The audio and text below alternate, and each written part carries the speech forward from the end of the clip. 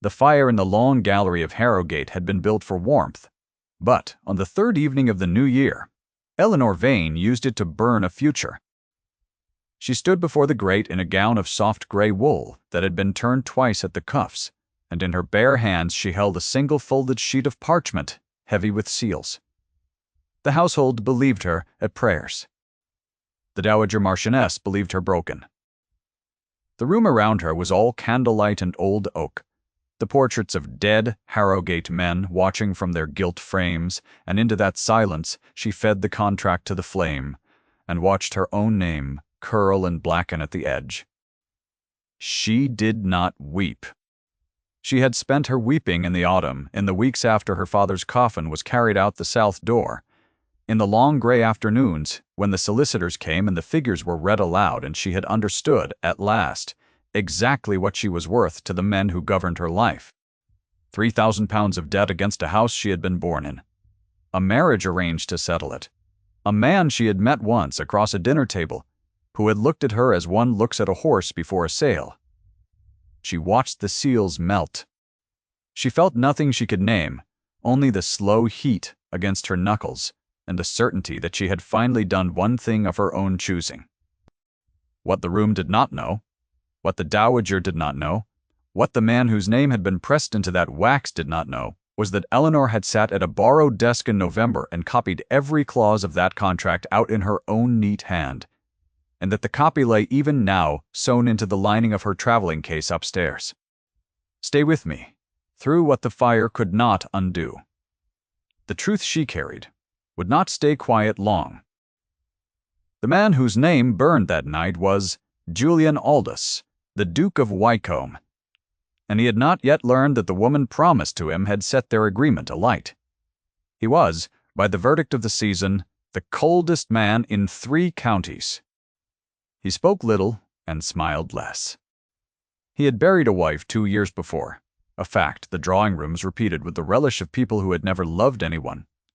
And he had let them repeat it, because the truth was worse than the gossip and the truth belonged to no one but him.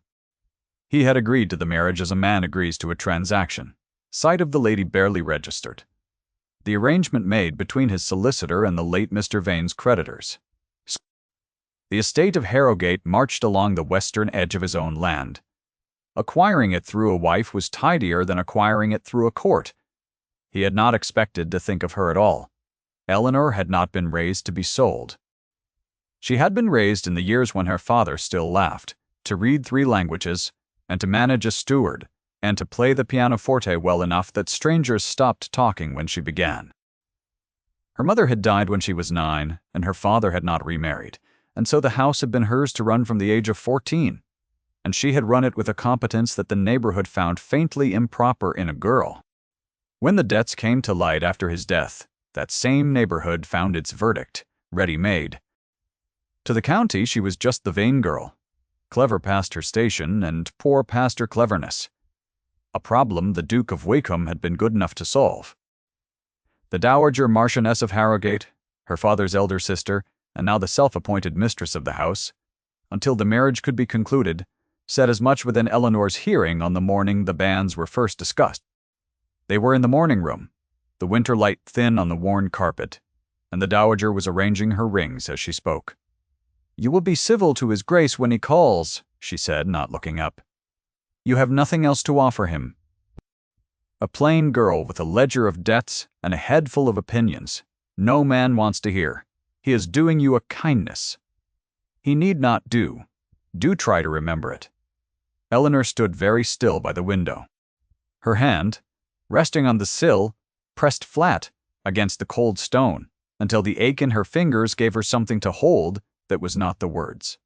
She said only, "Yes, Aunt." Her voice did not shake. Her pulse, had anyone been close enough to measure it, was another matter. That was the first time the label was spoken aloud, and it would not be the last. The Dowager had a particular gift for it, the gift of cruelty, dressed as instruction. And she used it the way other women used a fan, idly and often and always to mark her own position in the room.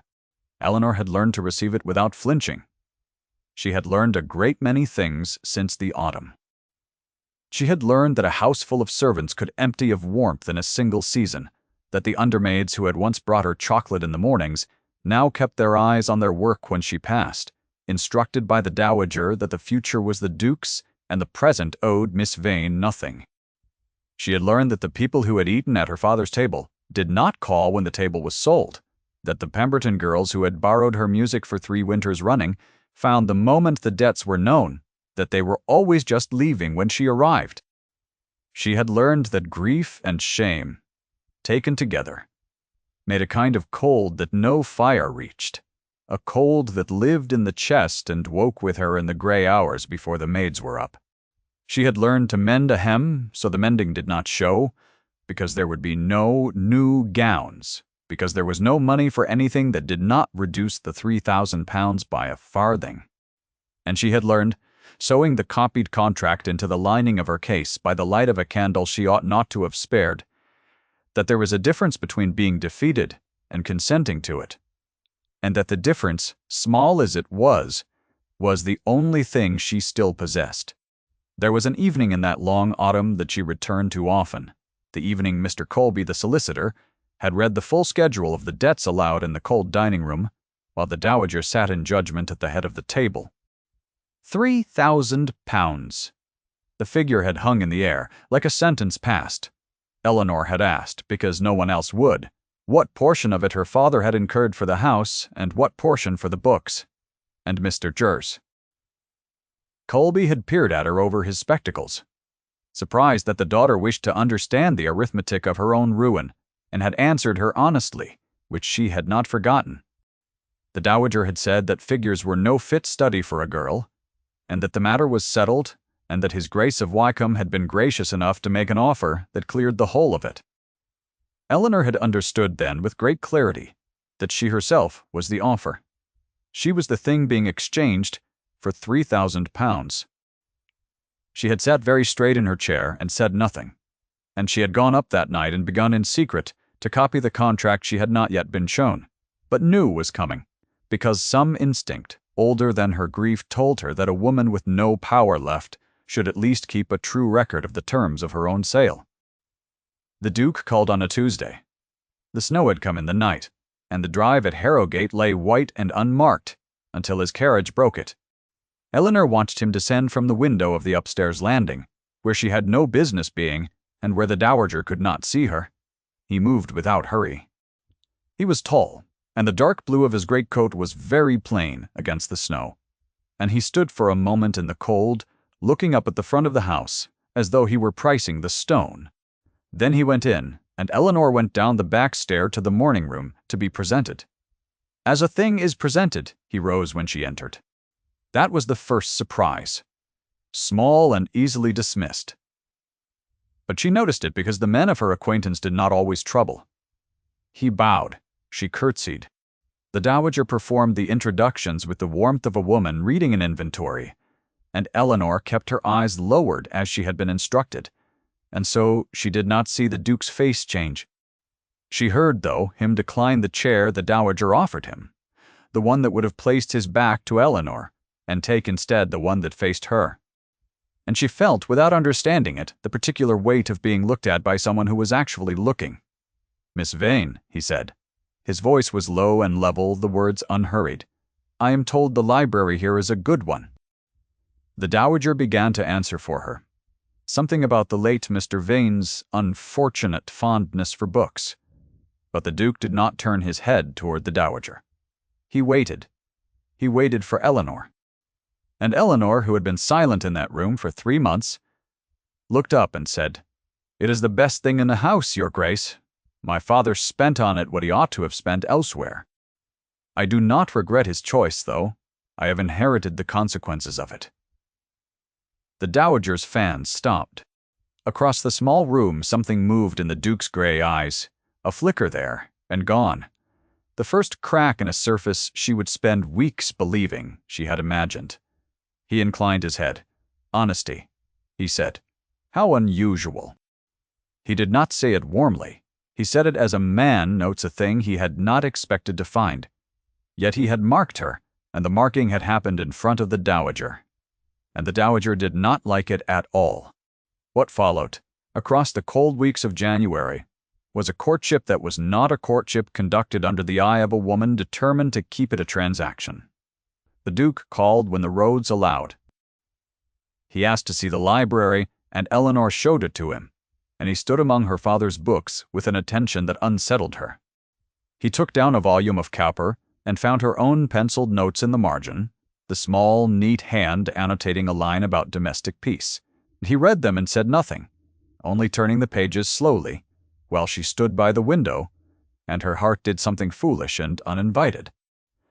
"You disagree with him here," he said at last, his finger on a line. She had not expected to be asked her opinion of anything. "I think, Mr. Gitt, Cowper had never managed an estate," she said, before she could stop herself, "or he would not write so prettily of retirement. Peace costs money. I have learned the price of it to the shilling." She expected the cool dismissal she had grown used to. Instead, the corner of his mouth moved the barest thing, gone before she was sure of it, and he set the book back on the shelf, with care spine-aligned, as a man does with a thing he respects. He issued his small commands in that level voice. "Sit," he said, when she had been standing too long by the window in the draught. "You need not stand on my account."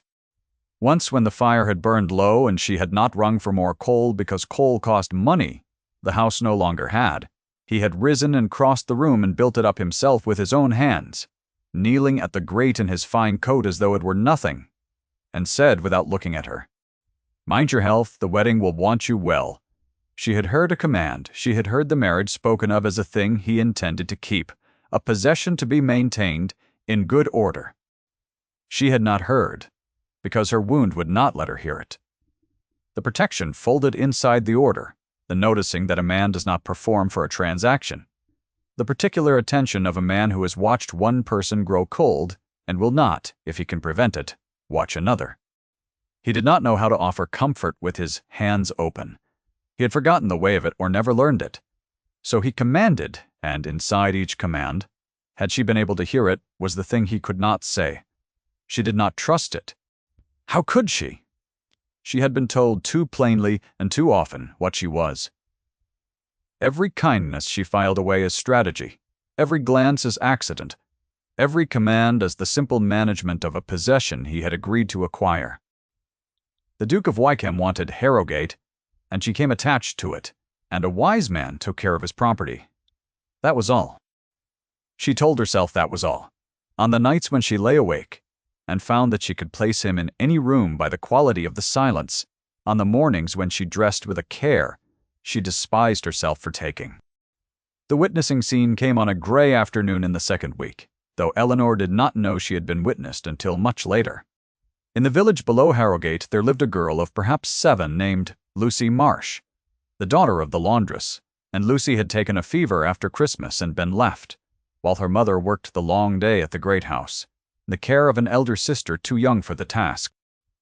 Eleanor had heard of it from the cook, who had a soft spot for the Marsh family, and Eleanor had gone down through the snow, with broth in a covered crock, and with the last of the good wax candles, and a book under her arm. And she had let herself into the single low room of the Marsh cottage, where the child lay flushed and frightened on a pallet near the dying fire. The elder sister, a girl of 10 with chilblained hands, had stood up in alarm at the sight of a lady, and Eleanor had told her gently to sit, that she had only come to help, and had set the broth to warm, and knelt by the pallet and laid the back of her hand against the child's hot cheek. "I have brought you a story," she had said. "It is a long one. You must promise to stay awake for the good part." Lucy, who had never in her life been read to by anyone, had stared up at her with enormous eyes, and promised. So Eleanor read. She read the whole of a long afternoon, through the part where the lost children find the cottage in the wood, and the part where the winter breaks, and the part Lucy liked best, where everyone is fed. And when the child's eyes grew heavy, Eleanor lowered her voice and read on anyway, because the sound of it was what the child wanted. The steady human sound of someone staying. She had not gone for credit. There was no credit to be had in a laborer's cottage, no one of consequence to see it, nothing to be gained that the world counted. She had gone because a child was afraid, and her mother was not there, and someone ought to stay. And Eleanor Vane, whatever the county believed of her, was constitutionally unable, having heard of a frightened child, to do otherwise. She read until the light failed in the small window. She built up the family's poor fire with her own hands, as the Duke had built up hers. She left the candles, the good wax ones, on the shelf by the door, and she walked home in the dark, and said nothing of it to anyone. The Duke had been riding the boundary that afternoon, the western edge where his land met Harrowgate's, the snow muffling his horse's step, and from the lane he had seen through the cottage's one unshuttered window a grey gown and a bent head, and had heard carried thin and clear on the cold air the steady murmur of a woman reading aloud to someone who could not reward her for it. He had reined in. He had not meant to stop. He had sat his horse in the cold for a long while unseen behind the hedge, and he had watched the woman the county called a problem, the clever, graceless girl with the ledger of debts, spend the whole of an afternoon and the last of her candles on a child who was nothing to her and never could be. He had buried a child he never held. He knew the exact weight of a small life and the exact shape of failing it. To see a stranger kneel in a cold cottage and refuse to let a child be alone with its fear moved something in him that 2 years of careful frost had not reached. When he rode on, he did not speak of it. Something in him, long frozen, had shifted a half-inch on its foundation. And a man who has felt that shift does not easily forget the cause of it. The dowager's campaign sharpened as the wedding neared. She had not wanted a clever wife for the Duke any more than the Duke himself had expected one, and she liked still less the way he listened when Eleanor spoke. The dowager had a candidate of her own, a niece by marriage named Lady Augusta Frayne, a polished girl of the season with a clear 3,000 a year and a way of entering a room that announced its own value. Lady Augusta was summoned to Harrowgate to assist with the wedding preparations, which fooled no one. She arrived in a carriage that had never been turned at the cuffs, in a gown the color of ice, and she took Eleanor's measure in a single downward glance and found her wanting. At the dinner the dowager gave that week, the second voicing of the label came, and it came in public. The table was small, but the guests were chosen. The vicar and 2 neighboring families and Lady Augusta, arranged at the Duke's right hand where the dowager had placed her. The talk had turned to the library, and the vicar had asked Miss Vane some question of Latin, and Eleanor had answered it correctly and briefly, and then said no more, and into the small pause the dowager had smiled and said to the table, "My niece reads, you see.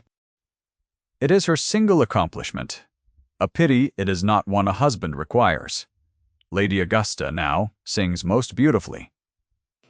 There is an accomplishment that warms a house." The table tittered, as tables do. Lady Augusta lowered her eyes with great modesty, and Eleanor, at the foot of the table, felt the old heat climb her throat and kept her face still and reached for her glass with a hand she commanded not to tremble. It did not tremble. The Duke saw the cost of making it so. He set down his own glass. He looked down the length of the table at the woman the room had just dismissed, and he said into the laughter, "I find I prefer a house that thinks to one that sings." The laughter stopped. The dowager's smile held by force. And Eleanor, who had braced for nothing but humiliation, did not know where to put the thing he had given her. I will tell you now that she still did not believe it. Hold that, because it matters. The not believing was the wound, and the wound had a source. The source of the Duke's coldness came clear to Eleanor on a night near the end of January. And it came not from his lips, but from a portrait.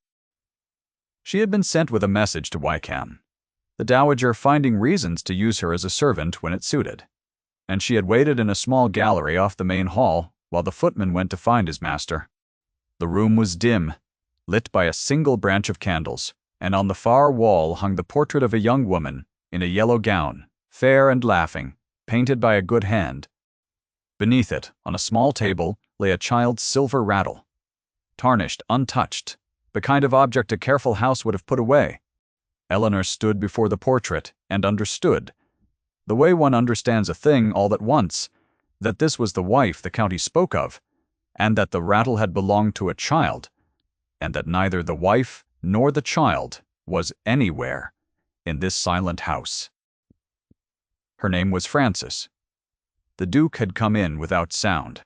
He stood in the doorway, and he did not move toward her, and his voice, when it came, was very low and very even. The voice of a man holding something at arm's length so it cannot reach his face. She died in her confinement. The child with her. A son. I was in London. I had been told there was time, that first children come slowly, and I believed it, because believing it was convenient. And I did not come home until it was finished. He looked at the portrait and nodded Eleanor. I have wondered since whether my being there would have changed the hour of it. The physicians say not. I find I do not trust the physicians, that was all. He said at once the whole of it in that flat, careful voice, and then he crossed the room and took up the message she had brought, and the moment closed over like water. Eleanor had seen the rattle, though, and she had heard the thing beneath the words, which was not coldness at all but a grief, so total it had been mistaken by an entire county for ice. A man who blames himself for a death he could not have prevented does not stop loving. He stops permitting himself to be near anything he might fail again. She carried that home through the snow, and it changed the shape of everything, though she did not yet let herself follow it to its conclusion. If you have ever known the particular ache of misreading a kindness, because you could not afford to believe in it, you will know precisely where Eleanor stood that night. Hold the thought. The believing was coming, and it would cost her to arrive at it. The dark moment came 3 days before the wedding, and the dowager built it carefully. She had found somehow the burnt remains in the gallery grate, or had simply guessed, and she had been waiting. On the morning the marriage settlement was to be formally signed before the solicitors and the assembled families, the dowager rose at the long table in the drawing-room of Harrowgate, the same room where the Duke had first faced Eleanor, and she addressed the company with the calm of a woman holding a winning card. "Before we proceed," she said, "there is a matter of the lady's character that His Grace ought to know. The original contract of marriage drawn and sealed in November no longer exists. My niece burned it. With her own hands in this house.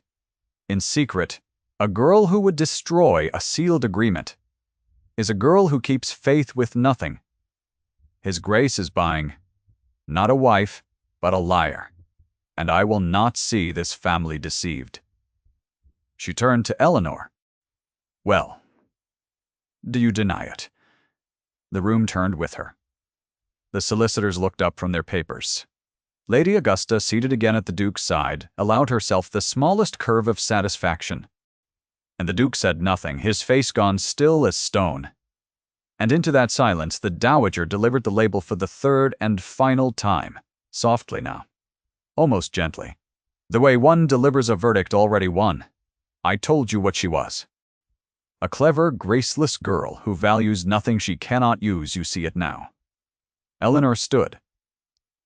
She did not look at the dowager, and she did not look at Lady Augusta. She looked at the Duke, and for the first time since the autumn, she let her face show what was in it, which was not fear. "I do not deny it," she said. Her voice was clear, and it carried. "I burned the contract. I burned it because it was an agreement made over my head, between men, to settle a debt with my person, and because for one evening I wished to know what it felt like to refuse a thing instead of receiving it. I have refused very little in my life. I do not regret the fire." She drew breath. "You have misjudged me, Aunt, as you have misjudged me from the first. I did not destroy the agreement. I copied it out, every word, before I burned it, and the copy is upstairs in my case where it has been since November. I burned the seals. I kept the bond. I will honor what was promised, not because I was sold, but because I choose now to keep my word. The difference is mine. It was the only thing left that was mine to keep." The silence that followed was complete. The dowager's mouth opened and found nothing in it. And Eleanor, having said the one true sentence she could not have spoken 3 months before, turned to leave the room. certain she had lost everything by telling the truth in it, certain the Duke would see only the wildness of a girl who burned what bound her, certain that whatever had flickered in those gray eyes was now extinguished for good. She had reached the door when she heard him stand. The chair scraped back against the boards, loud in the stricken room. His boots crossed the floor, unhurried as they always were, and the whole company watched the coldest man in 3 counties walk the length of the drawing-room toward the girl at the door. No one spoke. The vicar half rose and then thought better of it. Mr. Colby set down his pen. Lady Augusta's hand closed on the arm of her chair. The Duke stopped before Eleanor. He was close enough that she had to lift her face to his. And she did, because she had stopped being able to lower it. The light from the tall windows lay full on him for the first time. The cold, bright January light off the snow, and his face was not cold at all. Whatever the county had read there for 2 years had never been frost. It had been a man standing very still, so that no one would see how much he had to hold. "Miss Vane," he said, and then deliberately marking it, letting the room hear the choice in it. Eleanor. He had never used her name. He had been scrupulous in every call to give her only the miss. That propriety allowed the room. Heard him discard it. "You kept the bond and burned the chains. I find I have done the reverse my whole life, and called it honor. I have kept every chain that was put on me, and burned every warmth that might have eased it. I am tired of being honorable in that fashion." He took her hand, the bare hand that had fed the contract to the fire, and he held it not as a thing he had purchased, but as a thing he had been waiting for, without knowing its name. The dowager made a sound, a small, wordless sound of a structure giving way. Lady Augusta rose from her chair, and found there was nowhere to rise to, no eye in the room. Turned toward her and sat down again, displaced, without a single word addressed to her. The solicitors looked hard at their papers. The Duke did not raise his voice. He had never needed to. He turned, still holding Eleanor's hand, and he faced the room that had gathered to judge her. The same room, the same arena, where 3 weeks before he had first been steered to a chair with its back to her, and had refused it. He spoke once. The line was short. He had not rehearsed it, and he did not soften it. "I married the woman, not the debt." He said it once. He did not say it again. The silence held a long moment after, the held breath of a room rearranging everything it had believed. Then the dowager sank back into her chair, and the calculation went out of her face by degrees, and what was left was only an old woman who had wagered her whole authority on a world that had just, quietly and without apology, declined to obey her. She had protected the order all her life. The order had not protected her here. She found she had nothing further to say, and the not having was itself the end of her. Gentler than cruelty and more complete. The vicar, who was a kind man under his caution, and had liked Miss Vane's Latin, said into the quiet that he thought it a very good match, and that he would be honored to read the banns. One of the neighboring wives, a Mrs. Hallowell, who had not called at Harrogate since the debts were known, found herself saying that she had always thought Miss Vane a sensible girl, which was not true, and which everyone knew was not true, and which marked, in its small, cowardly way, the exact moment the county's verdict began to turn. Lady Augusta asked, in a thin voice that no one quite attended to, whether her carriage might be called for the morning, and no one troubled to dissuade her. Outside the tall windows the snow began again, slow and soft, falling on the white drive the Duke's carriage had first broken 3 weeks before. The eldest solicitor, an elderly man named Mr. Colby, who had served the late Mr. Brough, Vane and had not enjoyed the morning's business, drew the copied contract from Eleanor's case when it was fetched, and read it through, and confirmed to the room in a dry and final voice that it was complete and correct in every clause, and wanting only the signatures it had always wanted. He sealed it again himself. The thing the dowager had thought destroyed was made whole in front of her, and the making whole was the end of her authority in that house, quietly and without cruelty. which was more than she had offered and more than she had earned. They were married in the small church below Harrogate on a bright, cold morning, with the village in the pews, and Lucy Marsh recovered, scattering the last of the season's dried petals in the aisle with enormous seriousness. There was no crowd of the fashionable. Eleanor had not wanted one. She wore a gown of warm cream that the Duke had not seen and did not comment on, only looked at her across the small church with the gray eyes that the county had been so wrong about, and when the vicar asked the question, he answered it in a voice that carried to the back pews. The new home she came to was Wycombe, and it was not the cold house she had waited in that night, before the portrait. She had asked, on the first evening, whether the rattle and the painting of Francis might stay where they were, and the Duke had looked at her for a long moment and said that he had not thought anyone would wish them to. "She was the first kind thing in your life," Eleanor had said. "I will not have her put away to make room for me. There is room enough." And so the portrait stayed, and the grief in the house changed its character, became a thing remembered rather than a thing hidden, and the rooms grew warmer for the honesty of it. By the following winter, Wycombe was a different house. There was a fire in the long gallery every evening, and Eleanor read in it as she had once read by stealth. No candle counted now, no warmth rationed against a debt. The books from Harrogate's library had been brought over in their crates and shelved among the Duke's own, her father's penciled notes preserved in their margins where any future hand might find them and disagree. The undermaids who had once kept their eyes down when she passed, now curtsied and met her gaze. And Lucy Marsh, fully recovered, had been taken on to help in the still room and could be heard, on good days, singing tunelessly in the passages. The Duke had taken to coming to find Eleanor in the gallery in the hour before dinner, not to command her now, but to sit, the level voice gentler than the county would ever have credited. And sometimes he read, and sometimes he only watched the fire, and the silence between them had become the comfortable kind, the kind that does not need filling. On a snowing evening near the New Year, a year almost to the day since she had burned a future in a colder room, Eleanor sat by the gallery fire, with a small object in her bare hands. It was not parchment. It was the copy she had made in November, the contract she had kept, and she had asked Mr. Colby to return it to her when its work was done, and he had.